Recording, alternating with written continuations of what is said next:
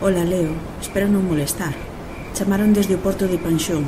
Diz que ali apareceu o cadáver dun home flotando na auga.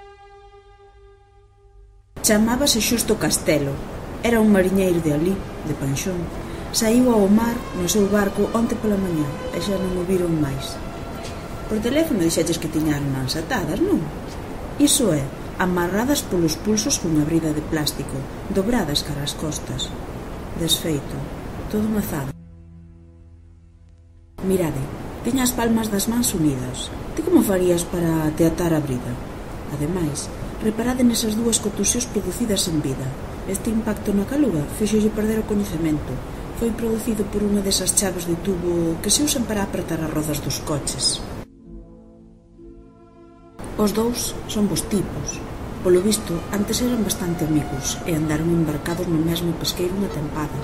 Pero o barco foi a pique hai 12 anos. Dende aquela, distanciáronse. Hermida, pódeme dicir por que está asustado o Castelo? Xa lles dixen que desde hai tempo sucedían cousas raras. Volveron a ver outra vez por aquí. A quen? Ao Capitán Sousa. Non entende nada, inspector. O Capitán Sousa afogou naquel naufraxio. Estamos a falar logo dunha fantasma? Mire, inspector, aquelas de ali son as mesas do Rubio. Vostede sairía a pescar deixando o aparello en terra? Bos días, Diego. Cando foi a última vez que falaches con Castelo? O sábado pola mañá, pero os días anteriores veu varias veces para lixar a súa barca e pintala. Quería ocultar unhas pintadas que dicían Asasinos, 20/12/96. Aí ten o seu capitán. Busca unha fantasma. Serve para aliviar a inquietude, para poñer nome a incerteza. Teña isto tamén, inspector. Son recortes de prensa do fundimento do Xurelo. Hai moitos anos diso, inspector. Foi todo moi rápido. Escoitamos un ruído espantoso, como se o casco enteiro se estivese abrindo. O capitán non levaba o chaleco posto.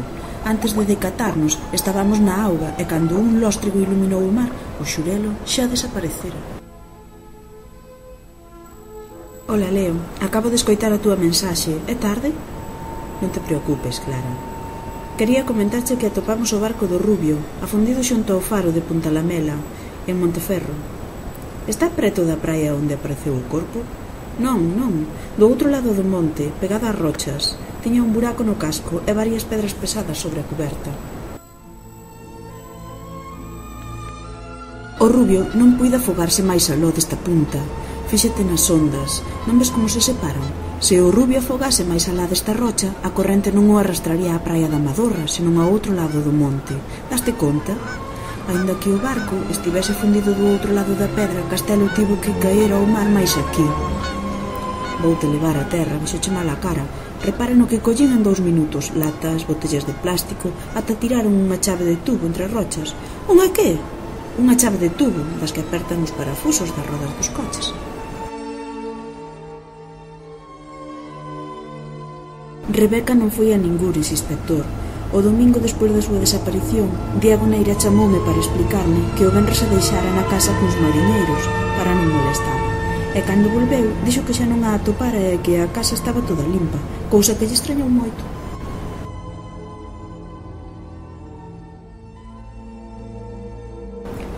Vaime permitir que lle refresque a memoria, señor Valverde, e lle conto unha historia. A dun barco pesqueiro con 3 mariñeiros a bordo, máis un capitán que teimaron en seguir pescando ata que un temporal os obrigou a refuxarse no porto de Aguiño, pero xa estaba todo cerrado. Con todo, o dono do bar fixolles uns bocadillos que estaban a comer tan tranquilos ata que apareceu Rebeca Neira para mercar tabaco. Como estaba cerrado, os mariñeiros ofreceronlle do seu e quedaron parolando. Cando a muller decide regresar a casa, acompáñana e logo pretenden entrar. Mais ela dilles que non, porque está o seu fillo, quen abre a porta de súpeto para ir á casa dun amigo e deixarlle vía libre a súa nai. Un dos mariñeiros regresa ao barco, Xusto Castelo, e o outro insiste en quedar. As cousas torcéronse, foiselle a man, e tivo que limpar a casa e desfacerse da muller. Regresou ao barco e insistiu en sair ao mar con aquela tempestade, polo que o barco bateu cunhas rochas e afundiu. Os 3 mariñeiros chegaron a terra grazas aos chalecos, pero o capitán e Rebeca ficaron xuntos no fondo do mar.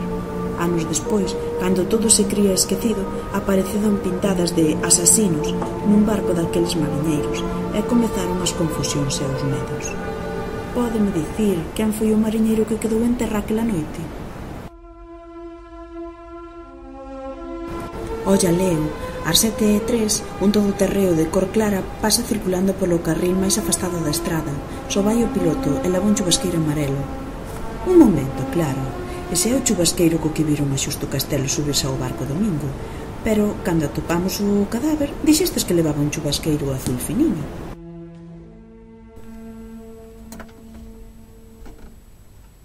Que é isto, papá?